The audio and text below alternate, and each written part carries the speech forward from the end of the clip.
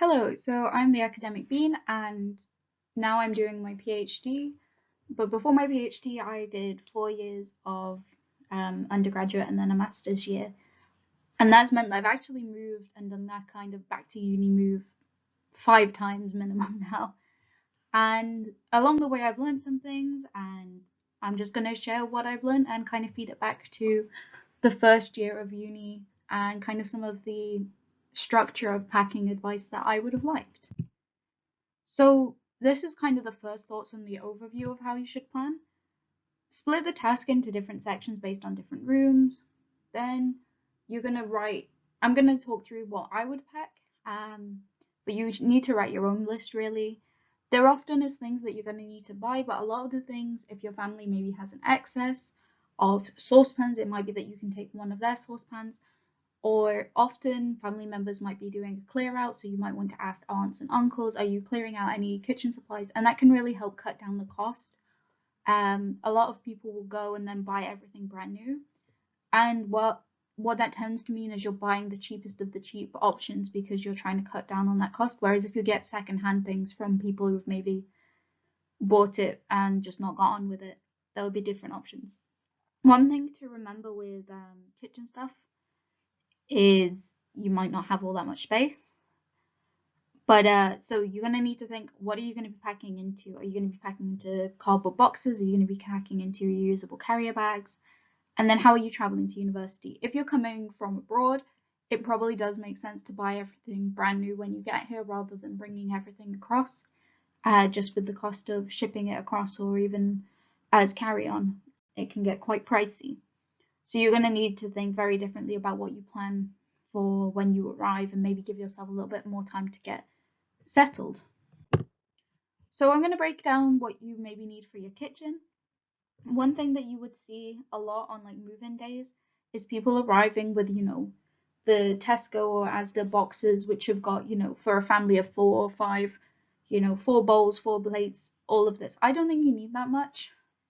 And it means that what normally happens if you have that much is you don't wash it up because you've got more plates. Whereas if you have less, you're more likely to just wash up as you need stuff, which can lead to just a cleaner flat in general. I think for one person, 2 small plates, 2 large plates. I went with plastic in first year just because it meant I could stack them vertically without worrying about them breaking, which gave me a bit more space. 2 bowls.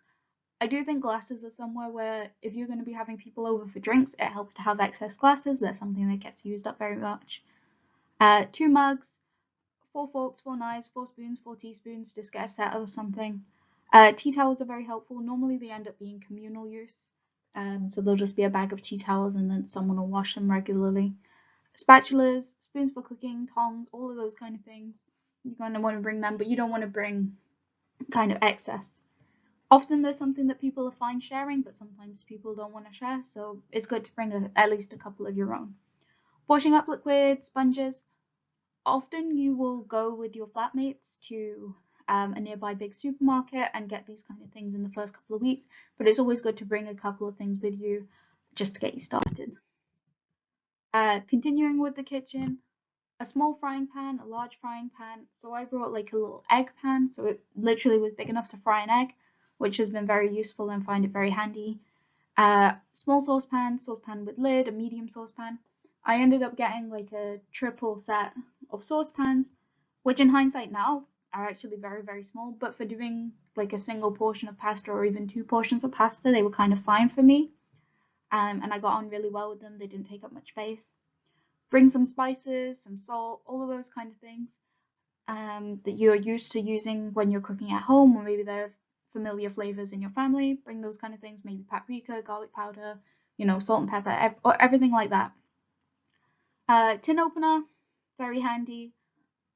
A water bottle can be especially handy to just have in your room for taking to lectures, stuff like that.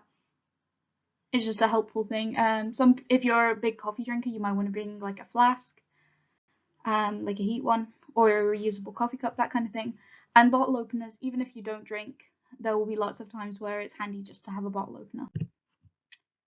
What I will say on kitchen, stuff that you shouldn't be bringing, like I said before, don't bring a whole family's worth of plates, bowls, mugs. you're only feeding one person at a time. It's not very common to have like a dinner party type situation where loads of people are coming over. And even when those instances do happen, normally what happens is you share with your flatmates, you might borrow their plate and then wash it up at the end. It'll be fine. If everybody brings 4 times the amount of stuff they need, it just fills the kitchen with stuff that doesn't need to be there. A washing up bowl, you can bring one, but if it means if you're sharing with 6 people and everybody brings one, you just end up with 6 washing up bowls. It's something to wait till you get there. Same with kettles, toasters. Microwaves are normally provided by the accommodation. Same with vacuum cleaners and other large appliances you might not use as often, especially when you're first moving in that either September or October time.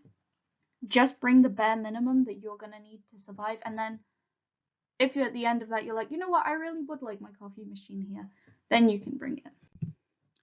Bathroom, if you've got an ensuite or if you're sharing with people, this might vary a little bit, but this is what I would assume you would need for an ensuite. So a bath mat is handy, hand towel, towel for your body, hand soap, toothpaste, mouthwash, toilet rolls. Even if you're planning to go to the shops when you arrive, bringing at least a few toilet rolls is a good idea. And also, and especially quite populous student towns, what can happen is if everybody's going to the shops to buy toilet roll on, that weekend where most people are moving in, they can be sold out. So you need to bring at least some toilet roll with you just to get you started, and it reduces that pressure. It means when you arrive, you can go to the toilet. It might have been a long journey, those kind of things.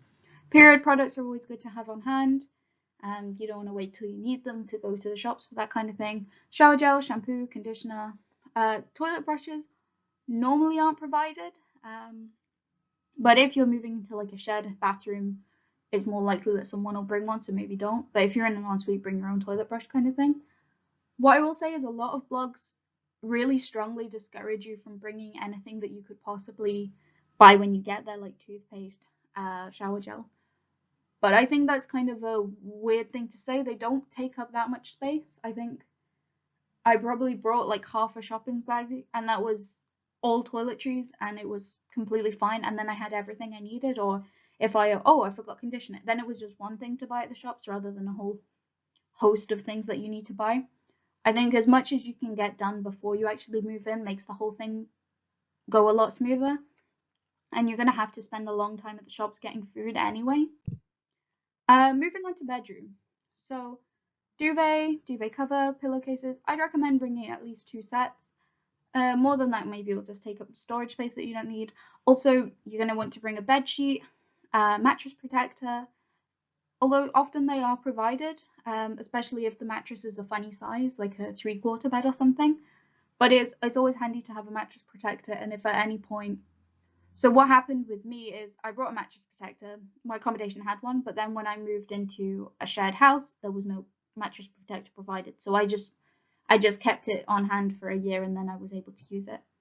Comfort items are always nice. Blankets, decorations, e.g. photos of family. Often people use washi tape and put some string lights up. Posters. You can get really nice command strips, which are quite easy to remove from the wall. Lots of student accommodations will give you like cork boards where you can pin up pictures. So bring me some pins or thumbtacks can be quite nice.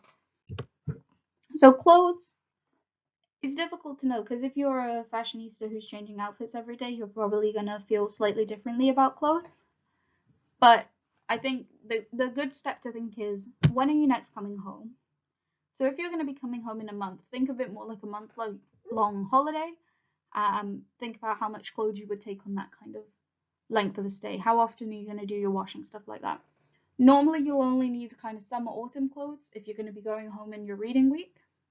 So you don't need to bring an entire host of woolly jumpers. It depends on where you're going and what.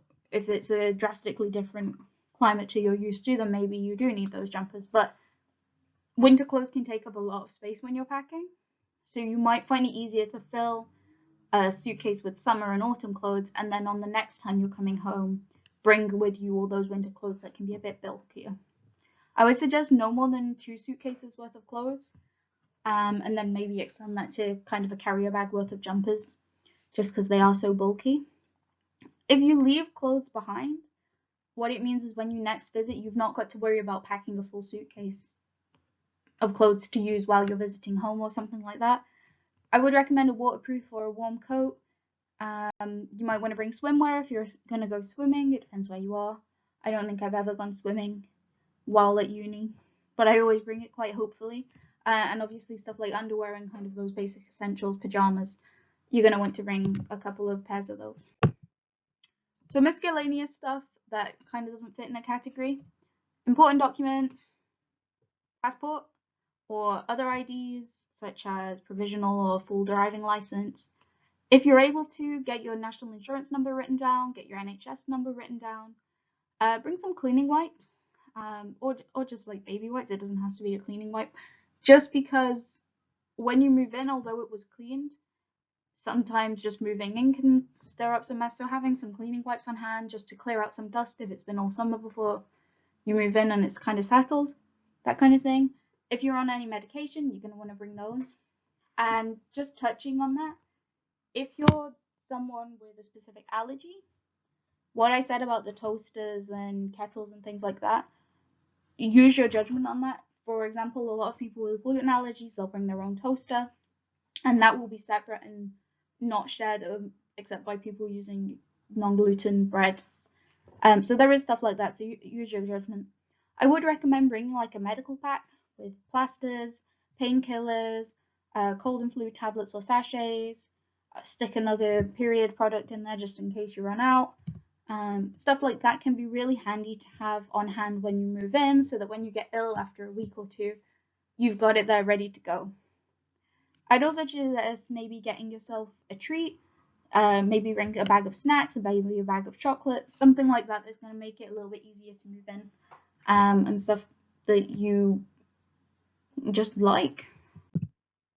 Yeah, onto food.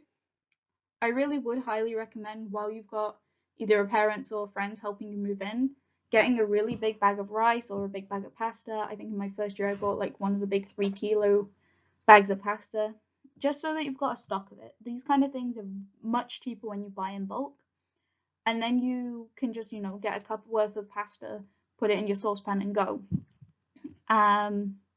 Rather than needing to keep going to the shops and buying stuff every single time, you can kind of save a bit of money and have like a stockpile.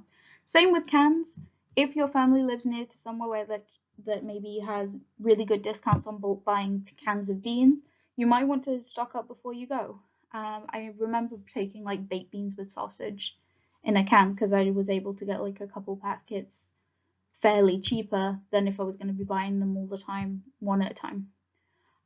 One thing I do see people bring a lot is bottled water, and this seems a little bit unnecessary to me. Maybe there's a more reasonable reason they're using it, but a lot of people will complain about the change in taste if they've moved from maybe a soft water area to a hard water area or vice versa. I think the best thing to do if you're in that position, rather than buying bottled water constantly, is getting a bottle of squash that you like and just drinking squash instead of straight water, or using a water filter.